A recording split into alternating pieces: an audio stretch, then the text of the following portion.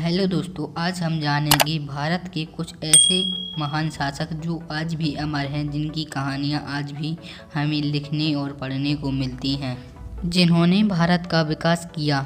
इन राजाओं को भारत में ही नहीं बल्कि दूसरे देशों में भी इन्हीं राजाओं की वजह से देश ने आर्थिक उन्नति की।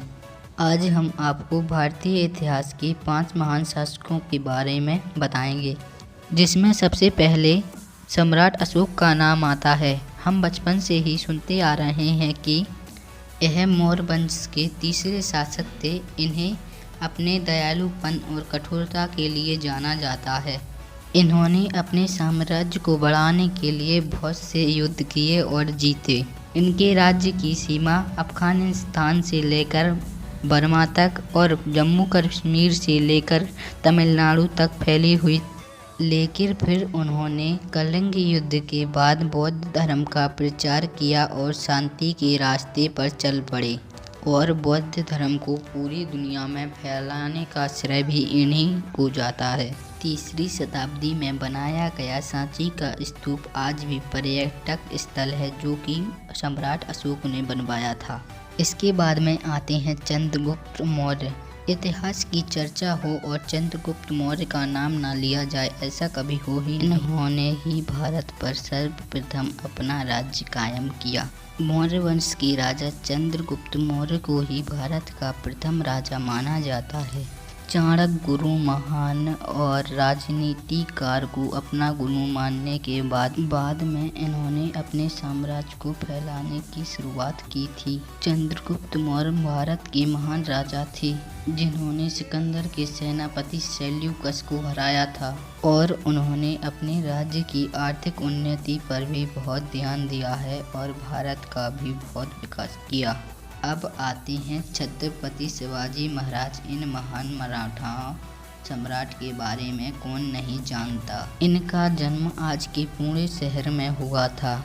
इन्होंने बचपन से ही युद्ध की शिक्षा ली है और इन्हें गोरिल्ला युद्ध के जनक के नाम से भी जाना जाता है। शिवाजी महाराज छत्रपति के राज्य में सभी लोग बिना किसी भेदभाव के एक साथ रहते थे, क्योंकि यह सभी धर्मों को एक समान मानते थे।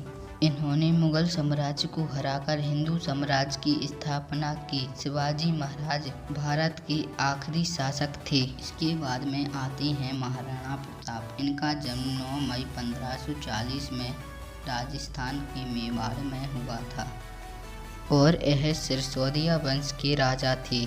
महाराणा प्रताप को मुगल शासकों के सामने कभी न झुकने के कारण ही याद किया जाता है। इन्होंने अपना जीवन राष्ट्र कुल धर्म की रक्षा के प्रति समर्पित कर दिया था और इन्हें लोग अपनी वीरता के लिए याद करते हैं। महाराणा प्रताप की कवच का वजन 72 किलो और 81 किलो का भाला अपने हाथ में लेकर चलते थे और 15-15 किलो की 2 तलवारें कुल 208 किलो वजन लेकर अपने साथ में चलते थे। महाराणा प्रताप को जंगल में रहकर घास की रोटी खाना मंजूर था, लेकिन मुगलों के अधीन रहना मंजूर नहीं था।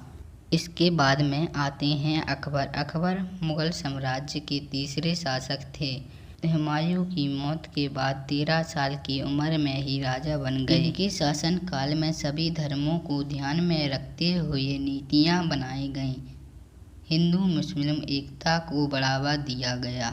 इनके शासन काल के दौरान तानसेन जैसे महान कलाकार भी शामिल थे। उन्होंने किले फुल सिकरी का निर्माण किया, जो आज भी फेमस पर्यटक स्थल है। क्या आपने यह पर्यटक स्थल देखा है? यहीं पर हम अपनी वीडियो को समाप्त करते हैं। अगर आपको यह वीडियो थोड़ी सी भी पसंद आई हो तो वीडियो को लाइक करें, चैनल को सब्सक्राइब करें। Thank you watching the video. आपको अगली वीडियो किस टॉपिक पे चाहिए हमें ज़रूर बताएं।